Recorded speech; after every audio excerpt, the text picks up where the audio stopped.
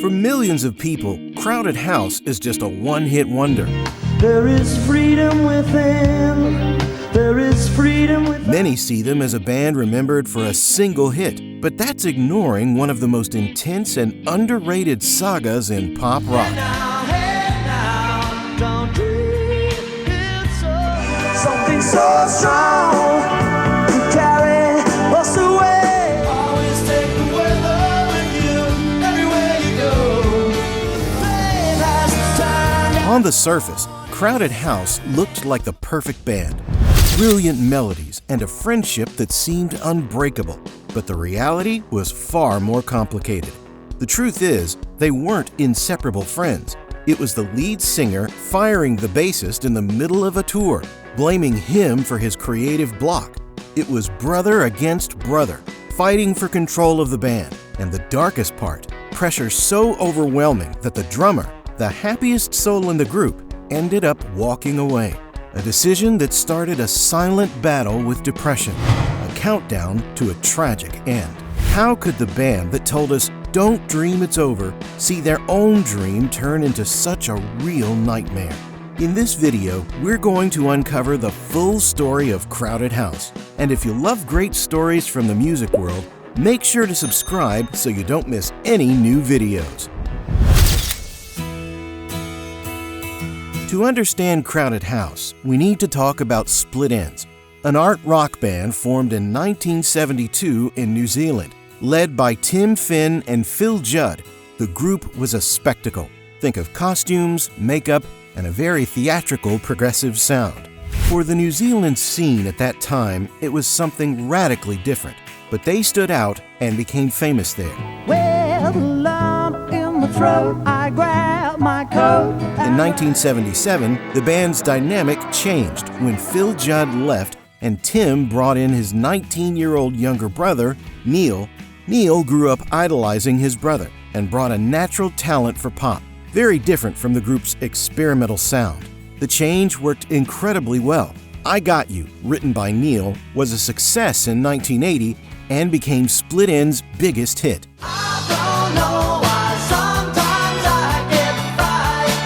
The problem was that the success of the song shifted control to Neil, which created friction with Tim. Tensions over the band's future and personal ambitions grew, leading Tim to release a solo album in 1983 and, eventually, to leave Split Enz in 1984.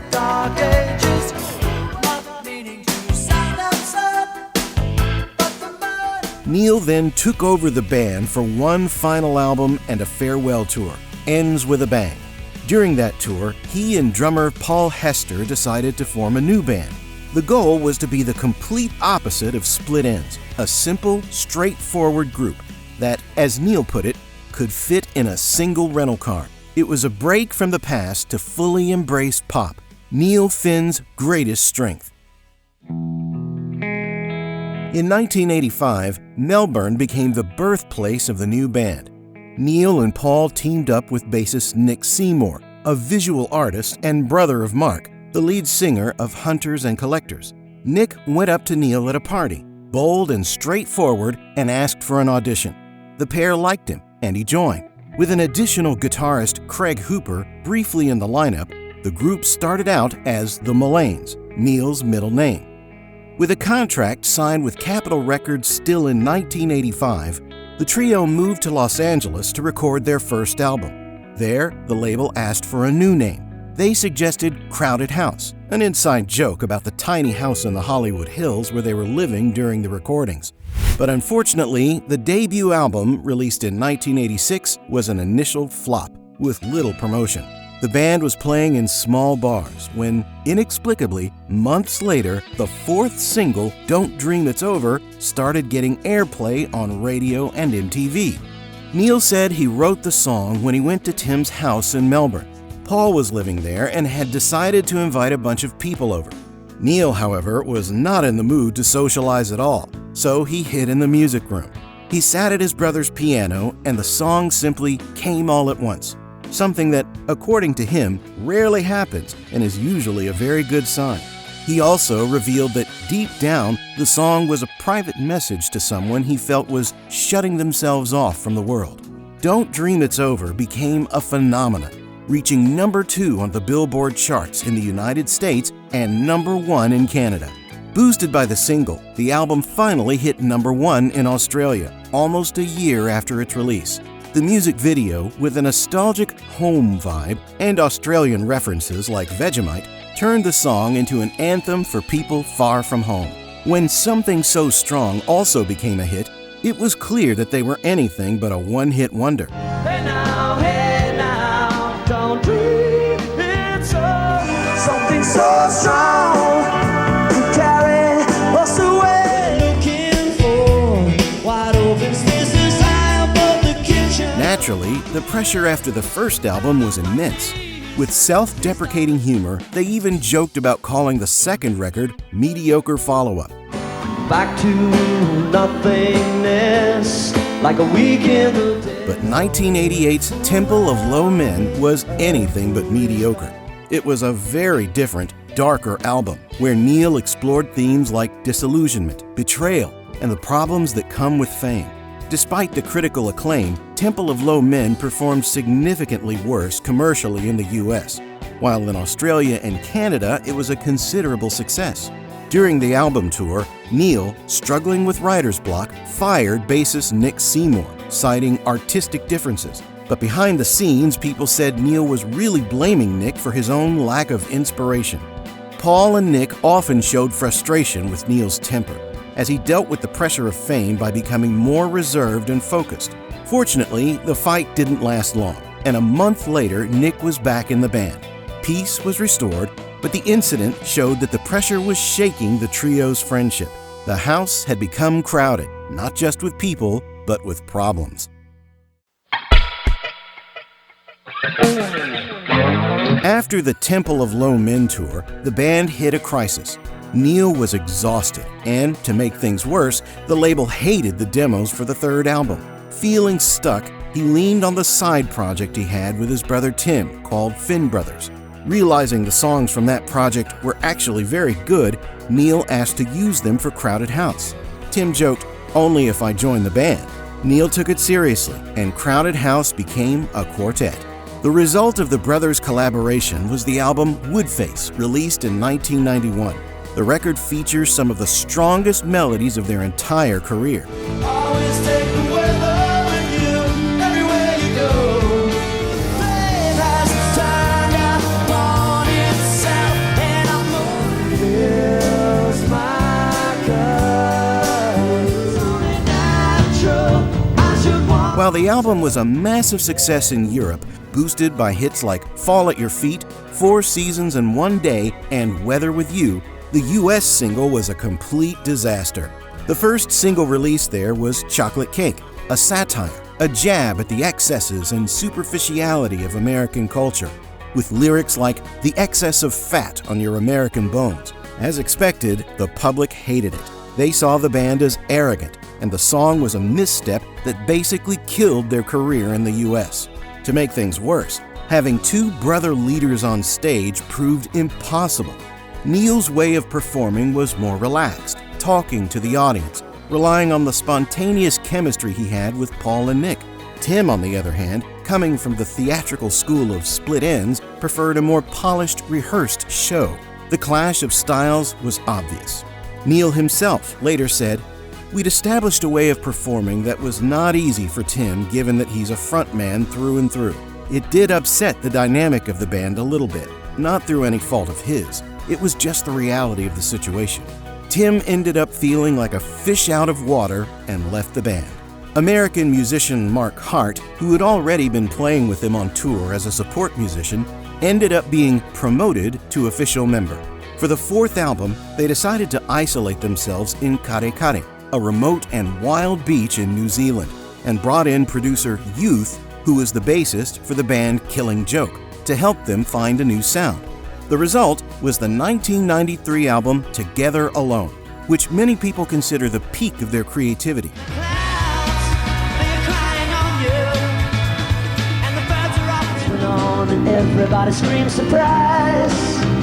The savagery. The album is a sonic journey. It mixes loop and psychedelia with Maori choirs, without losing Neil's pop instinct on tracks like Distant Sun and Private Universe. Like a Christian fear and vengeance from above. I will run for shelter, endless summer. When it seemed like Crowded House were at their peak, everything fell apart. Life on the road had become brutally exhausting. In 1994, drummer Paul Hester, the band's jokester, quit. He was worn out, had developed a fear of traveling, and, above all, wanted to be home for the birth of his first daughter. His departure was a fatal blow. Paul's humor balanced Neil's more serious nature, and without him, the magic disappeared. Neil admitted years later, as soon as Paul left, the internal chemistry changed, and it was never the same again. It just didn't feel as good. They even replaced him with Peter Jones, but it was no longer Crowded House. Paul's exit marked the real end of the original band. For 2 years, they were stuck in limbo. In June 1996, Neil finally made the end of Crowded House official by releasing the compilation Recurring Dream. He was exhausted by the routine and felt that this new song no longer fit there. The decision wasn't unanimous. Nick Seymour was upset, believing they should keep going because they were on the verge of becoming one of the biggest bands in the world. But Neil chose his creative freedom. Not wanting the story to end on a melancholic note and wanting to give fans a proper farewell, the band's manager, Grant Thomas, came up with the idea of one last massive show. On November 24, 1996, Crowded House took the stage, set up on the steps of the famous Sydney Opera House for the Farewell to the World concert. The event raised funds for the Sydney Children's Hospital and became a historic moment in Australian music. An estimated crowd of 100,000 people showed up to sing along with the band one last time. And the best part? Paul Hester was there with them. It was an emotional celebration, full of energy, not a sad funeral. With the end of Crowded House, each member went their own way. And what's most interesting is that what they chose to do on their own made perfect sense compared to the roles they already had within the band. It was as if they could finally explore other passions that had been somewhat hidden under the group's identity. Free from the pressure of being the leader of a successful band, Neil dove into experimentation. His solo albums, Try Whistling This, 1998, and One Neil, 2001, explored a darker, more electronic sound. She will have her way. One day I will come. If the gods decide us now, I'll turn this chapel into play. Read your mind, see my life and all I ever do is therapy. One-on-one. But he didn't stay completely alone. He revived his partnership with his brother Tim, releasing albums as the Finn Brothers. Neil also created Seven Worlds Collide, a supergroup featuring guests like Eddie Vedder from Pearl Jam and John Marr from The Smiths. All of these projects show that he wanted to escape the weight of being the sole frontman, preferring to exchange ideas with artists he respected. Bassist Nick Seymour moved to Ireland in the late 90s. In Dublin, he became a respected music producer, set up his own studio, and helped a new generation of bands like Bell X1, as well as working with Natalie Imbruglia. It was a very natural path for him, because in Crowded House, beyond playing bass, Nick was the brain behind the band's visual identity and overall aesthetic. Paul Hester, meanwhile, found a new home in Australian media, becoming a beloved TV and radio personality. His standout project was the ABC show Hesse's Shed in the late 90s, which mixed talk show, comedy, and live music. Paul also reached a completely new audience as Paul the Cook on The Wiggles. Going into media was simply a way for him to keep doing what he did best, entertain and connect with people. The period in which each member was off doing their own thing came to an end in the most abrupt and tragic way imaginable. A terrible event not only shook the music world, but also became the push that brought the band back together. On March 26, 2005, Paul Hester was found dead in a park in Melbourne. The cause of death was suicide. At 46 years old, the drummer had lost a long and silent battle with depression. The news was a shock to his former bandmates. Neil, who was on tour in London, said, "I'm devastated. I've lost one of my best friends." Nick said he couldn't believe it because he had seen Paul just a few weeks earlier and he seemed fine. The drummer's death cast an eternal shadow over the band's story, revealing the pain that often hid behind the group's clown. This tragedy ended up bringing Neil and Nick closer in a way that years of distance never had. The grief they felt and the need to understand the loss of their friend made them start making music together again. The reunion began in an unassuming way. Neil was recording what was supposed to be his third solo album and invited Nick to play bass, but slowly it began to sound unmistakably like Crowded House. The band's return wasn't a business decision or an attempt to cash in on nostalgia. It was a way to make sure the band's story didn't end with such a sad full stop. In 2007, the comeback became official.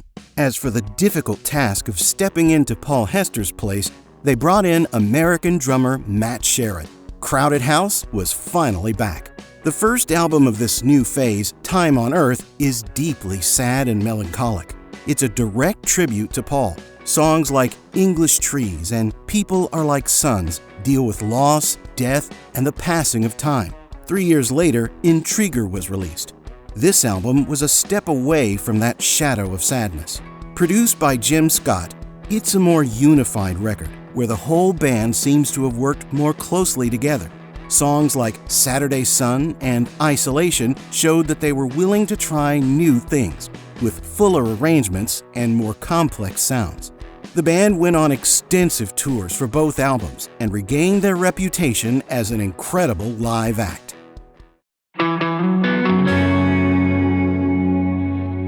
After the Intriguer tour, Crowded House went into a second hiatus.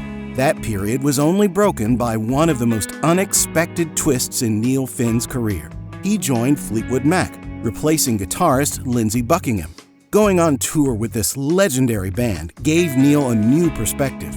Playing his own classics like Don't Dream It's Over to Mac audiences made him reevaluate his legacy. He realized that the chemistry of a band is rare and special, and that Crowded House's story deserved a new chapter. Inspired by that experience, Neil reformed Crowded House in 2019, but in a radical way. He let go of Mark Hart and Matt Sherrod, keeping only bassist Nick Seymour.